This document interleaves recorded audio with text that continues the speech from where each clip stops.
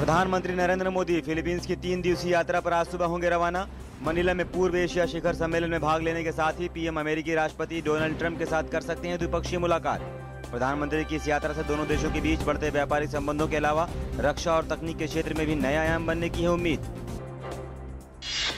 गुजरात में 9 और 14 दिसंबर को 2 चरणों में होने वाले विधानसभा चुनाव के लिए प्रचार जोरों पर। भाजपा और कांग्रेस के दिग्गज नेता चुनाव प्रचार में जुटे हैं। केंद्रीय मंत्री निर्मला सीतारमण और प्रकाश जावड़ेकर ने की चुनावी बैठकें। कांग्रेस उपाध्यक्ष राहुल गांधी भी राज्य में चुनावी प्रचार में ले रहे हैं हिस्सा।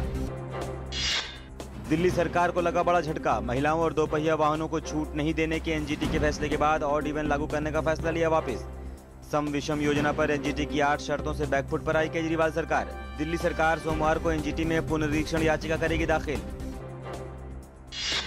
केंद्रीय प्रदूषण नियंत्रण बोर्ड के आंकड़ों के अनुसार उत्तर भारत के कई शहरों में वायु गुणवत्ता सूचकांक अभी भी खतरनाक स्तर पर। दिल्ली, एनसीआर, वाराणसी, लखनऊ और कानपुर सबसे अधिक प्रभावित। केंद्रीय पर्यावरण मंत्री डॉक्टर हर्षवर्धन ने 14 नवंबर तक प्रदूषण स्तर में सुधार होने की जताई उम्मीद। गुड़गांव की किशोर अदालत ने रेयान इंटरनेशनल स्कूल के 7 वर्षीय छात्र प्रद्युमन की हत्या के सिलसिले में गिरफ्तार किए गए किशोर को 22 नवंबर तक बाल सुधार गृह भेजा। मामले की अगली सुनवाई 22 नवंबर को होगी। विमुद्रीकरण के कदम ने न सिर्फ कालेधन की व्यवस्था पर मजबूत चोट की है, बल्कि जाली करेंसी, डिजिटल लेन देन को लेकर एक पारदर्शी अर्थव्यवस्था की नींव रखी है। भारत सरकार के आर्थिक मामलों के सचिव सुभाष चंद्र गर्ग ने डीडी न्यूज से खास बातचीत करते हुए कहा कि सरकार अर्थव्यवस्था के हर पैमाने को सुधारने का काम कर रही है और सरकार अपने राजकोषीय अनुशासन के लक्ष्य को हासिल करने में सफल होगी। केंद्रीय मंत्री निर्मला सीतारमण ने गांधीनगर में भाजपा के लिए वोट मांगे। कांग्रेस को आड़े हाथों लेते हुए उन्होंने कहा कांग्रेस की सोच हमेशा से ही गुजरात के खिलाफ रही है। ऐसे में वो किस मुंह से गुजरात की जनता से वोट मांग रही है। केंद्रीय मंत्री स्मृति ईरानी ने शनिवार को नवसारी में कहा कि कांग्रेस जीएसटी पर केवल राजनीति कर रही है। उन्होंने कहा कि जीएसटी परिषद में कांग्रेस शासित राज्यों के प्रतिनिधि भी हैं और जीएसटी के मुद्दे पर सारे निर्णय सबकी सहमति से लिए गए हैं। लोक सेवा प्रसारण दिवस आज मनाया जाएगा। यह दिवस राष्ट्रपिता महात्मा गांधी के 1947 में आकाशवाणी दिल्ली के स्टूडियो में पहली और अंतिम बार आने की याद में मनाया जाता है। राष्ट्रपिता ने विभाजन के बाद हरियाणा में कुरुक्षेत्र में अस्थायी रूप से बसे विस्थापितों को 12 नवंबर 1947 को आकाशवाणी से संबोधित किया था। इस अवसर पर नई दिल्ली स्थित आकाशवाणी परिसर में भी एक कार्यक्रम आयोजित किया जाएगा।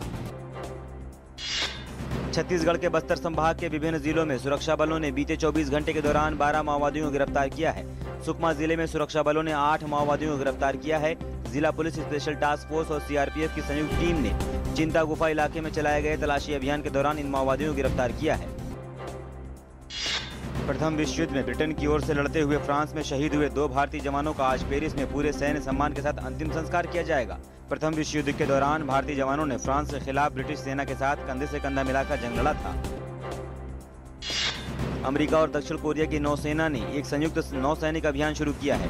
इसमें अमेरिका के 3 विमान वाहक युद्धपोत हिस्सा ले रहे हैं। सैन्य अधिकारियों ने इसे उत्तर कोरिया को स्पष्ट चेतावनी बताया है। 4 दिन तक चलने वाला यह अभ्यास दक्षिण कोरिया के पूर्वी तट के समुद्र में किया जा रहा है। अमेरिकी विदेश मंत्री रेक्स टिलरसन ने चेतावनी दी है कि लेबनान में प्रधानमंत्री साद हरीरी के इस्तीफे से उत्पन्न स्थिति का फायदा उठाकर उनके खिलाफ परोक्ष संघर्ष न छेड़ा जाए। एक बयान में टिलरसन ने कहा कि लेबनान में वहां की सशस्त्र सेनाओं के अलावा किसी अन्य देश की सेनाओं या सशस्त्र बलों का दखल उचित नहीं है। उधर संयुक्त राष्ट्र महासचिव एंटोनियो गुतरेस ने भी चेतावनी दी है कि इस क्षेत्र में नया संघर्ष छिड़ने से विनाशकारी नतीजे होंगे। लिएंडर पेस और पूर्व राजा की जोड़ी नोक्सविले टेनिस टूर्नामेंट के फाइनल में पहुंच गई है। भारतीय जोड़ी ने सेमीफाइनल में इंग्लैंड के जो सेल्सबरी और दक्षिण अफ्रीका के हुआन रोफेस की जोड़ी को हराने में सफलता पाई। श्रीलंका के खिलाफ 16 नवंबर से शुरू हो रही टेस्ट सीरीज में भारतीय टीम के पास अनोखा रिकॉर्ड बनाने का मौका है। इस सीरीज को जीतकर टीम इंडिया लगातार दूसरे साल दुनिया में सबसे ज्यादा टेस्ट मैच जीतने वाली टीम बन सकती है। पिछले साल भारत ने 9 टेस्ट मैच जीते थे। टीम इंडिया अब तक इस साल 6 टेस्ट मैच जीत चुकी है।